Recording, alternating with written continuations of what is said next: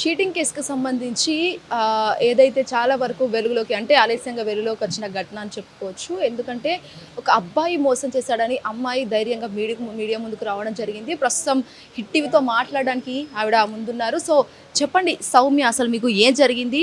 అసలు ఓవరాల్‌గా ఏంటి అసలు? పెళ్లి చేసుకుంటా అని చెప్పేసి స్టార్టింగ్ ఎట్లా పరిచయం అంటే జాబ్ పర్పస్లో పరిచయం అబ్బాయి. ఆన్లైన్ త్రూ నా జాబ్ ప్రొఫైల్ తనకి వెళ్ళింది. మంచిగా ఇద్దరు అంటే మాట్లాడుకున్నాం, జాబ్ గురించి కూడా మాట్లాడేవాడు కొంతవరకే. దాని తర్వాత ఇట్లా మీ సైడ్ మాకు చుట్టాలు ఉన్నారు అది ఇది అని చెప్పేసి మాట్లాడించడం. దాని తర్వాత మేము రిలేషన్లో ఎంటర్ అయ్యామన్నమాట. ఇద్దరము ఒక ఏజ్లో ఉన్నాము, రిలేషన్లో ఎంటర్ అయ్యాం. ఫిజికల్ అటాచ్మెంట్ కూడా అయింది తనతోటి నాకు. అంటే ఫస్ట్ టైం ఫోర్సబుల్గానే అయింది. దాని తర్వాత నేను కూడా ఇంకా రిలేషన్లో ఉన్నాం, ఎట్లాగో పెళ్లి చేసుకుంటాం కదా అని అగ్రి చేయాల్సి వచ్చింది. ఇద్దరి ఇష్టంతోనే జరిగిందా? నాది first force ma'am, force first. దాని తర్వాత ఇంకా ఆ అబ్బాయికి నిజం చెప్పాలంటే నా పరిచయం కంటే ముందు రాడ్ ఉంది కాల్లో. అది కూడా నాకు రిలేషన్ అయ్యాక చెప్పాడు, ఫిజికల్ అటాచ్మెంట్ అయ్యాక చెప్పాడు.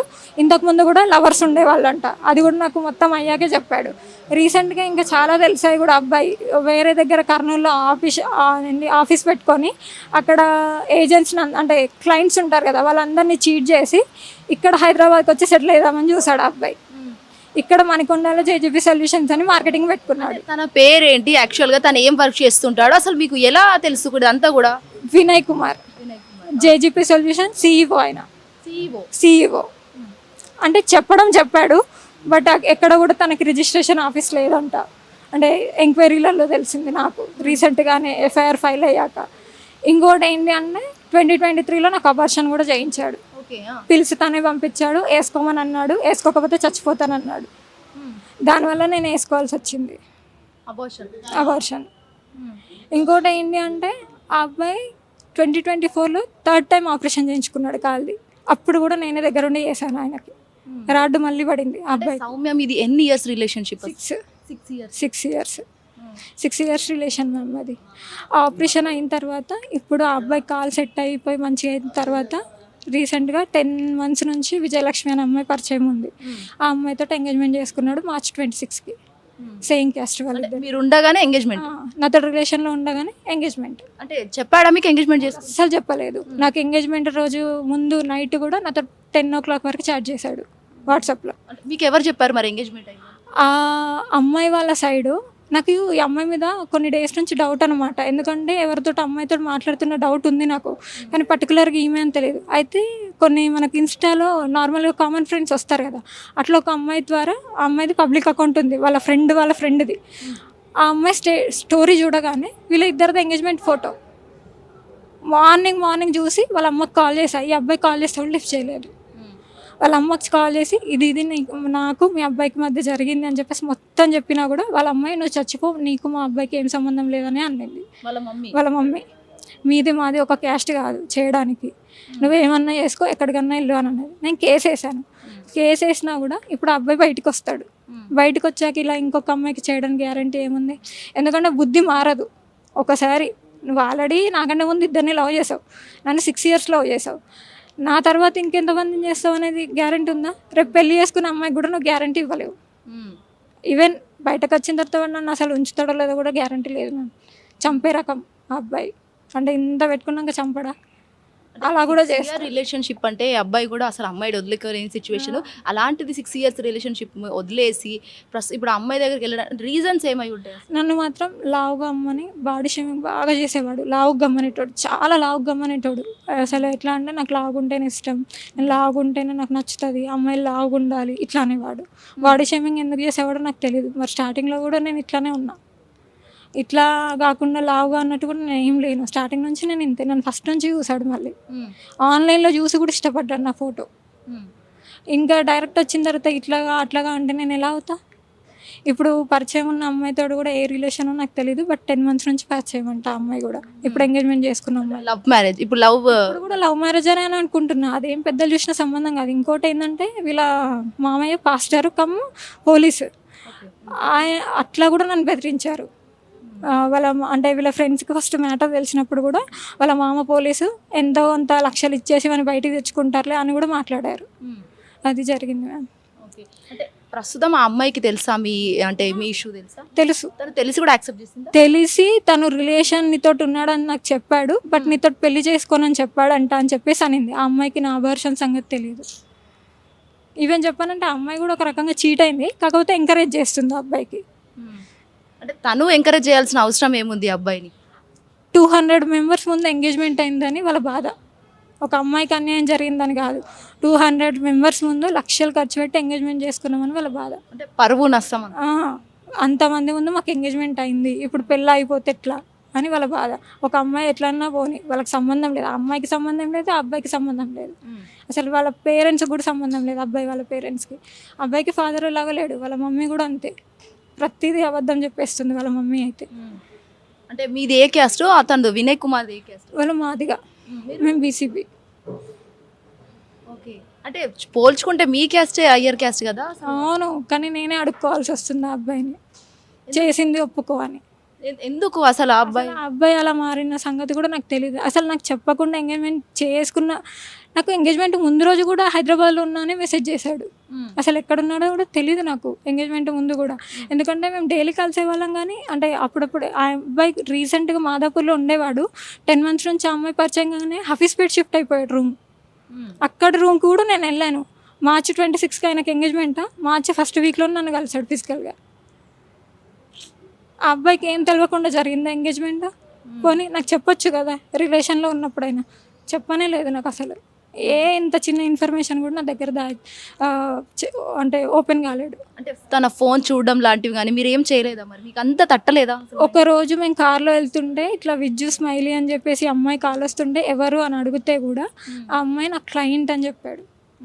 క్లయింట్ అనే అమ్మాయితో ఇంతగానం చేస్తారా? మరి చేయరు కదా ఎవరైనా. నేను కూడా డ్యూటీ చేస్తాను మ్యామ్, నాకు అబ్బాయిలు ఫ్రెండ్స్ ఉంటారు, కొలీగ్స్ ఉంటారు.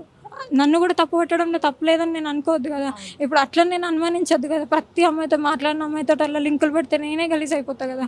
అట్లా నేను చేయలేదు ఎప్పుడు అబ్బాయికి. అంటే మీతో అలా ప్రవర్తించాడా? అంటే ఇట్లా అంటే మీతో అంటే అవమానించడం కానీ అనుమానించడం లాంటివి నాతో చేయలేడు.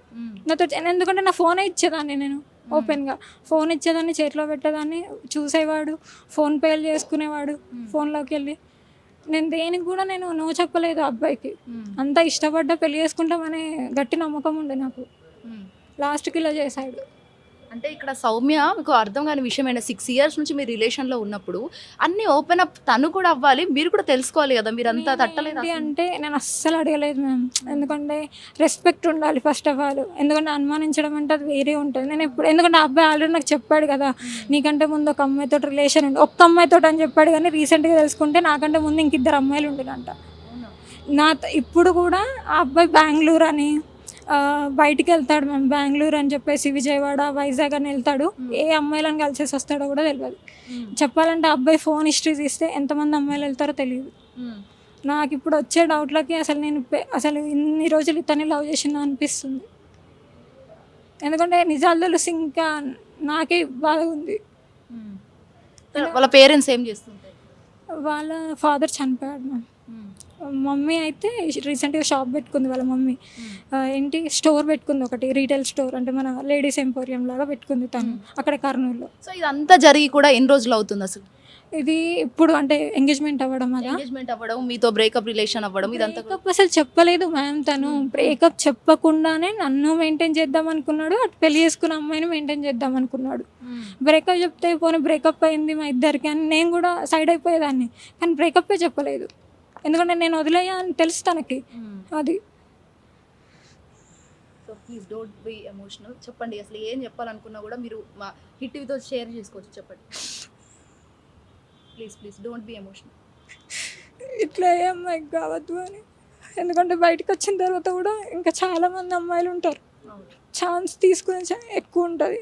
ఇంకొకసారి ఎట్లా మోసపోవద్దని వేరే అమ్మాయిలు ఇట్లా నమ్మొద్దు, ఇట్లా జాబ్ ఇస్తామంటే. అది ఫినాన్షియల్గా ఏమన్నా యూజ్ చేసుకున్నాడా మిమ్మల్ని? ఎంత తీసుకున్నాడు? 3.5 తీసుకున్నాడు. అంత దగ్గర కౌంట్ చేస్తే అంత అయింది. రిలేషన్ నుంచి కూడా తీసుకున్న అమౌంట్ 3.5 తీసుకున్నాడు. అంటే రీసెంట్గానే కేసు అవ్వడం వల్ల కౌంట్ చేయాల్సి వచ్చింది అమౌంట్ కూడా. అంటే చేశారా? ఎఫ్ఐఆర్ చేశారా? ఎఫ్ఐఆర్ మాధవపూర్లో అయింది. పోలీసులు ఏమన్నారు మరి? రిమాండ్ చేశారు అబ్బాయిని. అంటే వాళ్ళ ఊరికి తప్పించుకొని వెళ్ళిపోయాడు. నిజం చెప్పాలంటే ఇట్లా నేను అన్ని కేసెస్ అవన్నీ తిరుగుతున్నా. ఎర్రవల్లి నుంచి మార్నింగ్ టైంలోనే తీసుకొని వచ్చారు పోలీస్ వాళ్ళు, రిమాండ్ చేశారు. ఇప్పుడు కంది జైల్లో ఉన్నాడు అని అంటున్నారు, బట్ బయటికి వచ్చాడో ఉన్నాడు అనేది తెలియదు నాకు.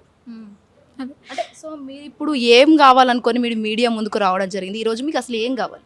బయటికి వచ్చాక ఇంకొక అమ్మాయిని చేయొద్దు, ఇంకొక అమ్మాయి అంటేనే భయపడాలి, అట్లా అది నాకు కావాల్సింది. ఎందుకంటే కామన్గా చేస్తారు, ఎందుకంటే కేసే కదా అని అనుకుంటారు, బట్ ఇట్లాంటిది ఇంకొక అమ్మాయి దగ్గర దాకా పోవద్దు. అందుకని వాడే ఖచ్చితంగా ఇట్లాంటి చేసే అవకాశాలు కూడా ఉంటాయి ఎక్కువ. Okay, so finally Soumya mummy daddy ఉన్నారా మీకు? ఏం అసలు వాళ్ళకి ఎప్పుడైనా రీగ్రెట్గా ఫీల్ అయ్యారా, నేను ఇది చేసి అసలు మమ్మీ డాడీతో చెప్పుకోలేక అని సంథింగ్? నేను ఇప్పటికీ అదే ఫీల్ అవుతా.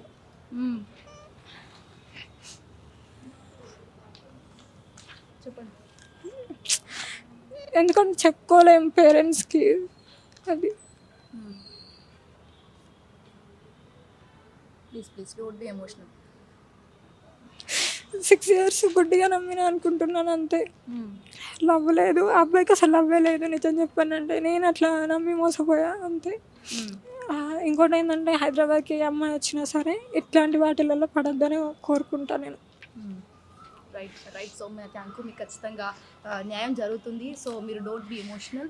సో ఈ విధంగా మనం చూసుకోవచ్చు, ఎంతోమంది అమ్మాయిలు హైదరాబాద్కి వచ్చి ఇలా జాబ్ ఇప్పిస్తాం అనే మోజులో పడి అతని మోజులో ఉండి ఇయర్స్ రిలేషన్షిప్లో మెయింటైన్ చేసుకుంటూ వాళ్ళ దగ్గర నుంచి ఇలాంటి డబ్బులు వసూలు చేసుకోవడం, ఆయన తర్వాత ఇలా ఫిజికల్గా మీట్ అవ్వడం, తర్వాత ఫ్యామిలీస్కి దూరం అవ్వడం, తర్వాత వేరే వాళ్ళని పెళ్లి చేసుకోవడం అనేది చాలా వరకు హైదరాబాద్లో ఇది ఒక ట్రెండింగ్ కల్చర్ అని కూడా చెప్పుకోవచ్చు. సో అమ్మాయిలు ఖచ్చితంగా మొన్నటిదాకా లవ్ జిహాద్ అయితే, మరియు ఈరోజు ఈ అమ్మాయి బయటకు వచ్చింది. మరి ఇంకా ఎంతమంది అమ్మాయిలు బయటకు వస్తారు అనేది కూడా చాలా వరకు ఇలాంటి సీన్స్ చూస్తే అనిపిస్తుంది. అమ్మాయిలు ఖచ్చితంగా కూడా జాగ్రత్తగా ఉండండి, ఇలాంటి వలలో పడకుండా, ఇలాంటి వాళ్ళతో మోసపోకుండా మీ జాగ్రత్తను మీరే తీసుకోవాల్సిందిగా మా హిట్ టీవీ తరపున ఎక్స్క్లూజివ్గా కోరుకుంటున్నాం. వీడియోస్ అనిల్తో శ్వేతంగా హిట్ టీవీ సోమాజీ కూడా.